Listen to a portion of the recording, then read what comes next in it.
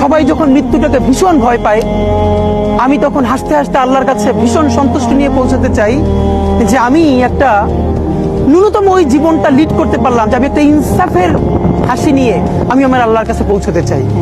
সুতরাং আগামী 50 বছর বাঁচলাম, কোনো ইম্প্যাক্ট তৈরি হলো না আমার দিয়ে, দেশের জন্য, রাষ্ট্রের জন্য, উম্মার জন্য, জাতির জন্য।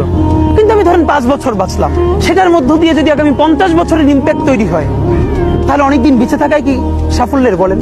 শহীদ প্রেসিডেন্ট জিয়াউর রহমান কয়টা দিন বেঁচেছেন, কিন্তু ভাবেন আজকে পর্যন্ত উনি আমার অনুপ্রেরণা। হাঁটতে হাঁটতে আমার পা ফুলে যায়। আমি, আমার টিম সেদিনকে ব্যাগের মধ্যে জুতো নিয়ে তারপরে একটা শপিং মলে ঘুরছিলাম, মানে পা ফুলে গেছে, পা জুতোয় ঢুকাতে পারছিলাম না। তো জিয়াউর রহমানের একটা ওনার গল্প মনে পড়ছিল, যিনি মাইলকে মাইল যখন হাঁটতেন, ওনার সাথে স্টাফদের পা ফুলে যেত, কিন্তু ওনার তো আর্মি ট্রেনিং আছে। তখন তাকে বলতো, স্যার আপনার তো আর্মি ট্রেনিং, আমরা তো আর পারি না। এই জন্য ওনাকে মানুষ রাখাল রাজা বলতো।